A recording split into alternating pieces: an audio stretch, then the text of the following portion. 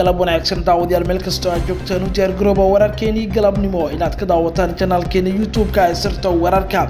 waa galabnimo talaada taariikhduna waxay ku beegan tahay Febraayo 28 2023 wararkeena qodobada ugu waaweyn waxa qaybka dagaalka Laascaanood oo ku sii fiday goobo hor leh dagaalkii ugu cusub magaaladaas ka dhacaya ciidamada deegaanka SSC oo horumar weyn ka sameeyeen ciidamada Soomaaliland oo goobo cusub laga qabsaday faafahinta dagaalka Laascaanood ayaan ku soo gudbin doonaa taliyaal ka tirsan dawladda federaalka Soomaaliya oo Muqdisho ka baxay ayaa ku biiray dagaalka Laascaanood haddaba waa kuwii taliyaasha Muqdisho ka baxay ee dagaalka Laascaanood ku biiray faafahinta xogtan taliyaashan ayaan ku soo gudbin doonaa militariga Soomaaliland ayaa ku hanjabay mar kale inay dib u qabsan doonaan magaalada Laascaanood maadaama loogu itaal roonaaday dagaal qaatay in ka badan 23 maalmood oo ka soconaya halkaasi militariga Soomaaliland oo mar kale fariimaha jabaada soo saaray oo ku soo gudbin doonaa ciidamo kamid ah kuwa dawladda federaalka Soomaaliya ayaa wada mooto bajaajla ay dadka loo rayda ku dilay magaalada Muqdisho ciidamada dawladda si toos ah u bartilmaameedsanaya dadka rayidka faafahinta macluumaadkan ayaan ku soo gudbin doonaa waxa kale qaybka qarxaya Muqdisho ka dhacay sidoo kale dadka dhintay qarxaas ayaa sii kordhaya madaxweyne Xasan Sheekh Maxamuud iyo shacabka xamro qaati kala taagan xilli ay kordheen beegsiga dadka rayidka qodobadani kuwa kale aan ku faafahin doonaa warkeena galabnimo saaxiibayaal soo dhawaada mar kale calaamada guduudan ee ku muuqata subscribe inoo dheh nagu soo biir aragtidaada ka dhibo qaybta hoose وحقاك dagaalka Laascaanood ayaa u muuqda hadda inuu ku sii fidayo goobo kale hor leh iyadoo ciidamada deegaanka SSC-na horumar weyn ay ka sameeyeen dagaalkii maanta dhacay haddaba si guud waxaan galabta mar kale idin soo gudbin doonaa warbixinadii ugu dambeeyay xaaladda Laascaanood ciidamada deegaanka SSC oo qabsaday goobo cusub militariga Soomaaliland oo ku hanjabay in Laascaanood dib ugu noqon doonaan Italiyaal Muqdisho ka baxay oo dagaalka Laascaanood ku biiray wax walba ku saabsan xaaladda Laascaanood iyo si guud u soo koobi doonaa markan wararka ka imaanaya magaalada Laascaanood xarunta gobolka Sool ayaa sheegaya in subaxnimadii hore ee saakay oo dagaal xoog leh ka bilowday jihada wadada looga baxo dhanka Burco halkaas oo la soo sheegayo in la isku adeegsaday hubka noociisa kala duwan waana aag cusub oo hadda dagaalku ka bilowday rasaas ayaa wali laga maqlayaa duleedka magaalada warar ayaana sheegaya in meelo badan oo kamid ah magaalada gudaheeda ay ku soo dhacayaan hub culus gaar ahaan isbitaalka magaalada iyo goobo kale oo magaalada ah oo ciidanka Soomaaliland ay madaafiic la dhacayaan ilaa hadda wax faahfaahin laga ma bixin khasaaraha ka dhashay madaafiicda ku soo dhacday isbitaalka magaalada balse goobjoogayaal waxay sheegeen in dhawaqa ambulance ay maqlayeen tani oo ka dhigan in dad waxyeello ay ka soo gaartay oo isbitaalka madfaca ku dhacay gudaha Laascaanood ku yaala xaaladda Laascaanood ayaa wali kacsan waxaana dagaalku galay maalintii 22aad oo ka soconaya magaalada wuxuuna dagaalka ka socdaa bariga iyo galbeedka magaalada sida ay noo sheegeen dadka deegaanka khasaaraha ka dhashay dagaalka ayaa marba marka ka dambeysay u muuqanaya mid sii kordhiya waxaana dhimashadu hadda ay kor u dhaaftay ilaa 160 qof dhaawaca ayaana maraya ilaa 600 oo qof oo dhinacyada dagaalamay dad rayid ku badan laakiin wararkii ugu dambeeyay ee galabta Laascaanood aan keenaya sheegay in ciidamada deegaanka ee jabhadda SSC horumar weyn ay ka sameeyeen oo ay qabsadeen aagag iyo dhufeysyo cusub ciidamada Soomaaliland ayaana la sheegay in laga saaray inta badan magaalada waxaana la sheegay ciidamada deegaanka saakidii horeba ay la wareegeen aagaga dagaalka iyo waliba sidoo kale meelo hor leh oo ay ku fideen tani oo ku muujinaysa baaxadda dagaalka in meelo qaar ah u gaaray waxaana la sheegay aaga Burco wadada aada ay hadda ka dagaalamayaan ciidamada deegaanka xogtii ugu dambeysay ayaa sheegaya in xaaladda Laascaanood ay u muuqato hadda mid xogaa xasiloon maadaama dagaalku ka fogaaday oo ka dhacayo meelo ka baxsan magaalada dhinaca kale maxaad ka ogtahay taliyaal ka baxay magaalada Muqdisho inay ku biireen dagaalka Laascaanood ka soconaya kuwaas oo qiidada dagaalka iyo farsamadaba ayaga ay wax ku leeyihiin dagaalka Laascaanood oo galay maalintii 23aad oo xiriira oo haatan si xoogan ugu soconay kuna fiday goobo kale hor leh oo ka baxsan magaalada sida ila wareed lagu kalsoonaan karay sheegayaan war ayaana sheegaya in dagaalka xoogiisa haatan uu ka soconay dhanka galbeedka magaalada Laascaanood kaas oo la isku adeegsanayo hubka noociisa kala duwan waxaana muuqata in ciidamada deegaanka horumar weyn ay ka sameeyeen dagaalka maanta dhacay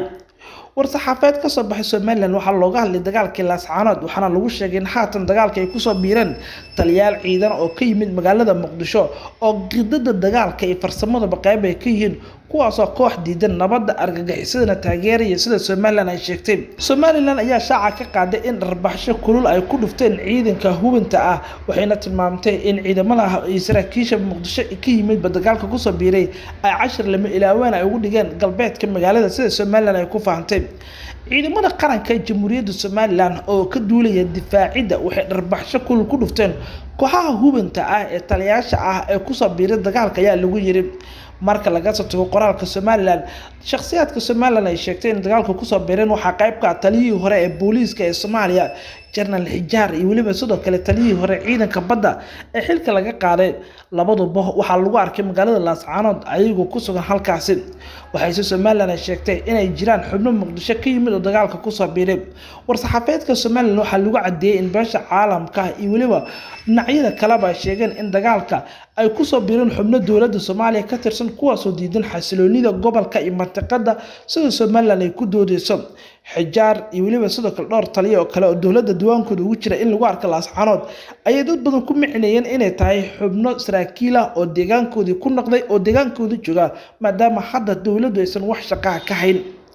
dhinaca kale militariga Somaliland ayaa ku hanjabay inay dib u qabsan doonaan magaalada Laascaanood oo hadda u muuqato in gacantoodu ay ka sii baxayso magaalada. taliyaha guud ee militariga ciidanka Somaliland oo war cusub soo saaray ayaa ka lixiyay saddex dagaal ee ka taagan gobolka Sool gaar ahaan Laascaanood iyo deegaanka Tukarraq oo dagaal culus ka dhacay kadibna ciidankooda looga itaal roonaaday.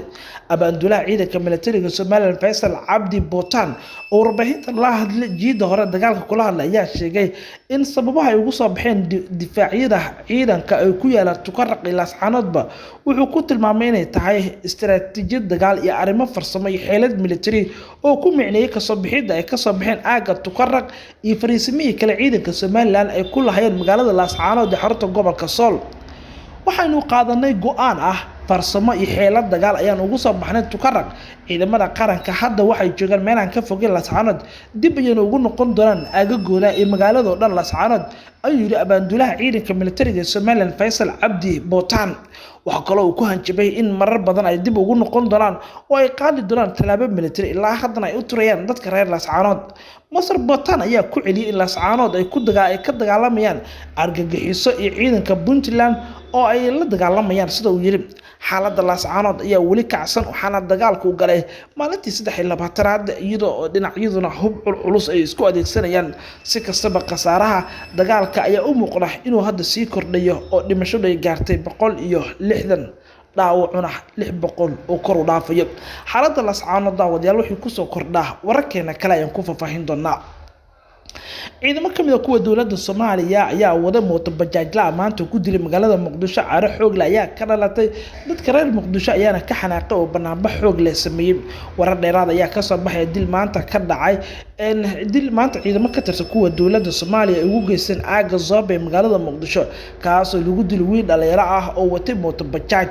marxuumkan waxa lagu magacaabay jiray Mahdi Diiriye Aadan waxaana toogasho ku dilay ciidamo kamid ah kuwa dawladda Soomaaliya oo wadada marayay kadibna waxa la sheegay in ciidanka ay goor dambe sheegay in la soo qabtay ninkan. goobjoogayaal inoo warramo waxay sheegay in marxuumka uu ku dhaw marxuumka iyo kuwa kalaba ay waxyeelay ka soo gaartay rasaasta la furay. Allah u naxariistay marxuumka Mahdi ayaa la sheegay inuu biilayay reer ama qoys dhan oo degan degmada Dharkelle ugu shaqeynayay. xaaladda goobta dilku ka dhacay isku bedeshay markii dambe banaanbax iyo waliba sidoo kale mooteeleyda oo banaanbax dhigay. dadka shacabka ah ee isku soo baxay Zoobe ilaa kilomitir 4 ayaa wadada xiray waxaana la sheegay in markii dambe ciidanku ay ku qasbanaadeen saraakiisha ciidanka dawladdu inay la hadlaan dadka ay dejiyaan. dhinaca kale wax hadal kama aysan soo bixin dawladda Soomaaliya dilalka bareerka ee dadka rayidka ay loo geysanayo. xalay iyo sidoo kale markii isgoyska Siinay dad rayid ah lagu dilay oo kuwana lagu dhaawacay. وهجاك دين عكلا مدحوينها الصومالية حسن الشيخ محمود شعب كمقدشة يا اسكو دب قبه marka loo eego madaxweyne xasan sheekh maxamuud aan wax talaabo aan ka qaadin askarta sida bareerka dadka raayidka u raaynaya magaalada muqdisho guri goob ganacsi oo aan la canshuurin ma jirto haddana guri iyo goob ganacsi oo aan bad qabin ma lahan haddana sidaas ka xal xaafadaha qaar taasi ayaa taala waa dhibaatada ay wajahayaan dadka reer muqdisho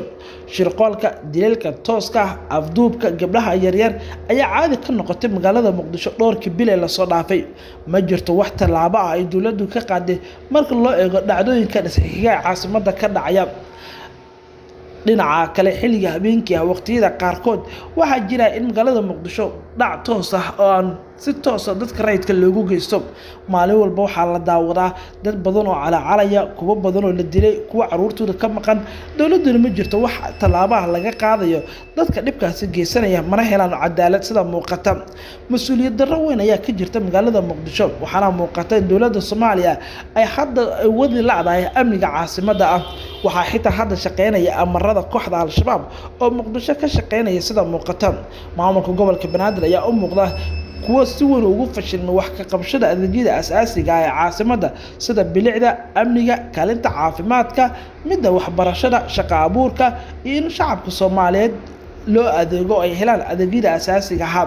duqa muqdisho ayaa u muuqda inuusan hadda wadi karin marka loo eego xaaladda muqdisho oo si xamili karin inta badan shacabka reer muqdisho ayaa ka cabanaya dilka askarta dhaawaca dhaca bareerka afduubka iyo waxyaabaha kale oo la midka ay ku jiraan ciyaal weerar madaxweyne xasan sheekh maxamuud ayaa su'aasha ugu weynay shacabka jawaabtooda ka rabanaya cidda qaadanaysa mas'uuliyadda waxaas oo dhan oo shacabka ku dhacaya madaxweynaha tan iyo Febraayo bilowgeedii kama uusan soo muuqan warbaahinta oo uu isqariyay dad badan ayaa sabaadi goobaya hay'adaha garsoorka laamaha ammaanka wali ma muujin wax ka qabashada dhibaatada dadka shacabka ay wajahayaan lama yaqaan sida ay ku sii socon karaan maadaama dadku canshuur laga qaado haddana sidaas ka xaalna ay dhibaato shacabka caasimada ay wajahayaan warkii galabiyaan saaxiib yar halkan ku soo koobayna